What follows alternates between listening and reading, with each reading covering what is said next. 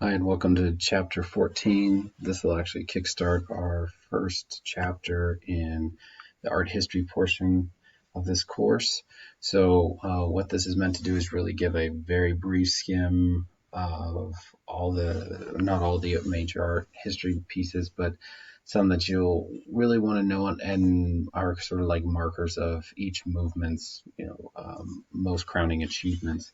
Some things that we have explored earlier when talking about other mediums, so sometimes you won't see as many of the other slides, but I'm going to try to include the best I can and sort of like move you through this chapter. So if you're following along with your book, just follow with those figure numbers because those are the images that are going to be that are going to be on the test that you'll be tested on. So we'll just get started here.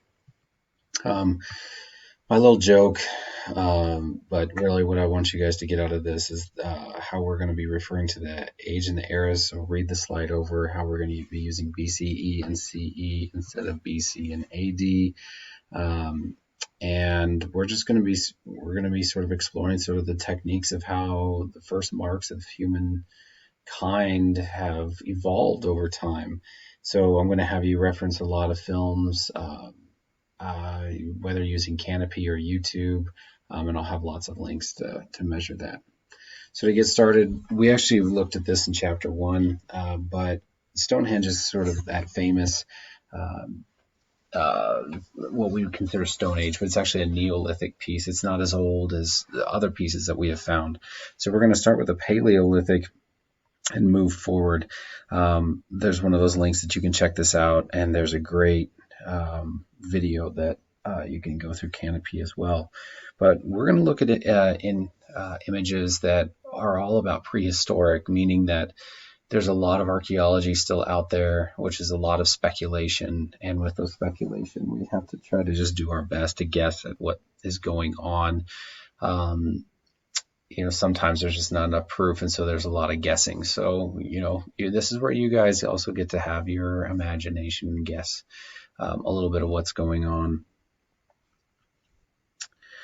The oldest, and you need to watch the film Cave of Forgotten Dreams by Werner Herzog, and that's going to be the only documentary and only footage you're going to be able to find inside this cave.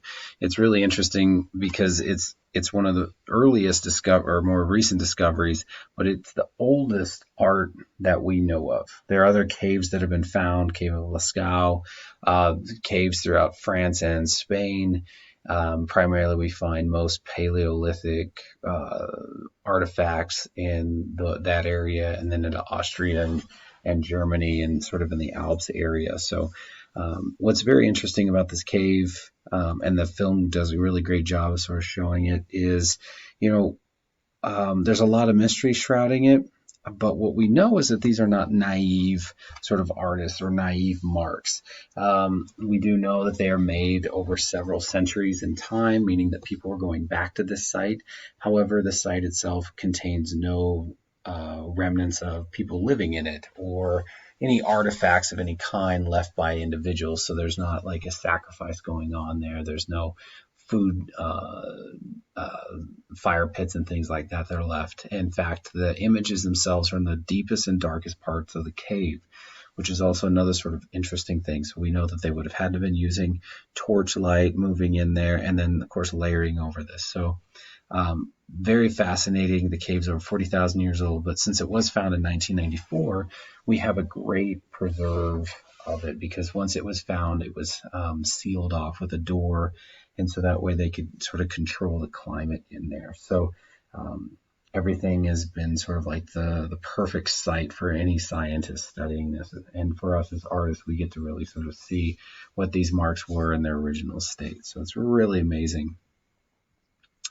Also at this time, we're finding a lot of these statues known as the female of Willendorf, but really we also know it as the Venus de Willendorf. And the YouTube link does a good job as far as showing it in its museum setting. It's fairly small, but what we notice about this is sort of like it's sort of a fetish or fertility statue.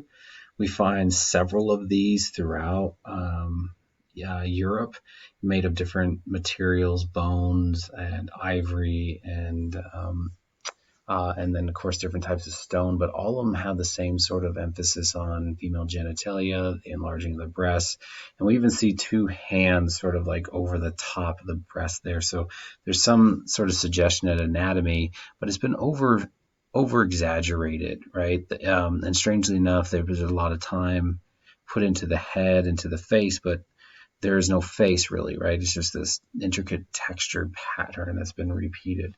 A lot of time has been spent on this, but we can only guess as sort of like a symbol of fertility and maybe an idealized beauty, because I'm sure at this time there were not a lot of very large human forms wandering around nomadically. So very interesting sort of figures, but we find lots and lots of these. What's really I always find interesting is like, why in all of these early civilizations, why would you even make art? When you think about being the individual who's just trying to get enough food for the day, and then survive throughout whatever that day is going to throw at you, it's weird to sometimes think that you'd have time to even stop and create. So I kind of pose these questions more of just like something to keep in your mind, about why we as human beings somehow, even from our earliest times, still had to create. And we're going to see how that mutates. All right. Now, when we move out of sort of the Paleo and Neolithic times, well, the marker is truly sort of the agriculture, right? We shift from hunter-gatherer systems, and we see the early civilizations gather around large water bodies, those because of the sort of flooding and the guarantee of food. So if we can guarantee the food, there's no need to wander around. And of course, we know this from probably other history classes, but the very first known civilization is Mesopotamia. And the links there are really great about going into the area, but then also you can visit ancient Babylon. They're really good sort of brief videos, and I recommend going through there. But Mesopotamia is actually Greek, meaning between two rivers, and is known as the Fertile Crescent, is known as the Biblical Eden, and there are several small towns, I guess, that form and then later become kind of their own kingdom that eventually are united. But what Mesopotamian civilization really gave us was our very first sources of writing, right? The earliest form, which is called cuneiform. And cuneiform is very interesting because these are wet clay tablets that are then pressed into with a wedge-shaped stick. So we have this sort of form of language. And what's really interesting is that even the civilizations that were or these cities, states that were warring with each other, they all adopted the same language. So it's pretty interesting that I think they knew that they needed to have commerce with one another to grow and to survive, even though they were kind of at contention with one another. So we see that. If you guys are really interested in world history, there's a book called History of the World in 5 Glasses, and it cites cuneiform because one of the earliest forms of libations that we make is beer, right? So sometimes water sources are not that pure, so beer is sort of a way of, with the process of fermenting, like in ways sort of like purifying the water or giving yourself something sustainable to drink. And of course, this isn't like really hard alcohol beer or anything. It's got low levels of alcohol in it, but we know of that the very first and the earliest forms of cuneiform record beer sales. So that's how people were sort of being paid in these civilizations, is that you had a job, you go out to your day, do that job, and at the end of it, sort of the collector would give you this tablet that says, okay, you work so many hours, and you can go get it and trade it in for beer, right, for you to be able to take home and have your daily ration of beer. So it's really interesting. I'd highly recommend that book if you have the chance to read it. Also, what's going on within Mesopotamia is that we're seeing these large step temple structures being built called the ziggurat. And the YouTube link will give you, it's about 10 minutes long and gives you, more in depth about the ziggurat. And these are first large temples that we're seeing being built. And the step temple, it's very interesting. We're going to revisit this model again and again and again through several civilizations. It's kind of maybe one of our first and earliest forms of being able to build, I guess, or in large scale, and but it also does represent sort of the ceremonial mountain, right? This ascension into the sky. And so we do know those temples sometimes dedicated to the moon or the sun, and these step pyramids became like a marker of Mesopotamian civilization, and sometimes even known as sort of the biblical Tower of Babel.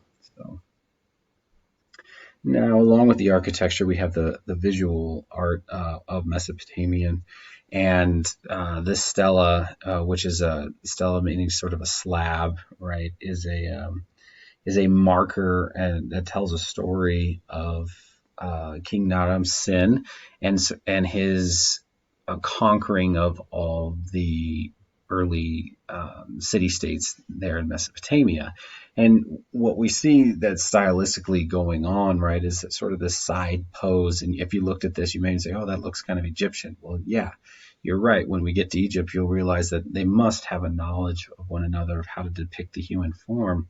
But we do notice how large he is in comparison to everybody else. So they're using height and proportion as a way of marking hierarchy and social status. But we see him walking up. In fact, he's walking on a particular individual where he's crushing his enemies.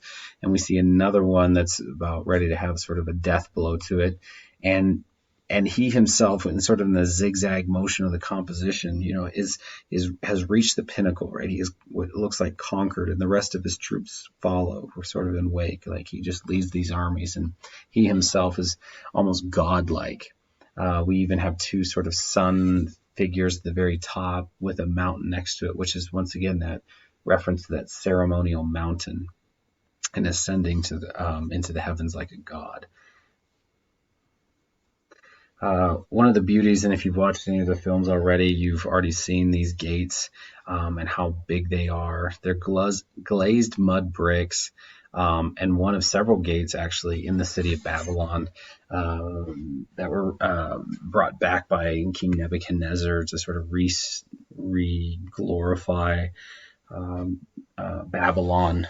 And these gates themselves depict sort of a mythological creature, and then the bull itself, and these are a relief coming out, but a beautiful glaze that's on there. And we even have an inscription from Nebuchadnezzar that says that he built it or had it built and such. But this survives in the Berlin Museum, which a lot of pieces are sort of up to contention for that.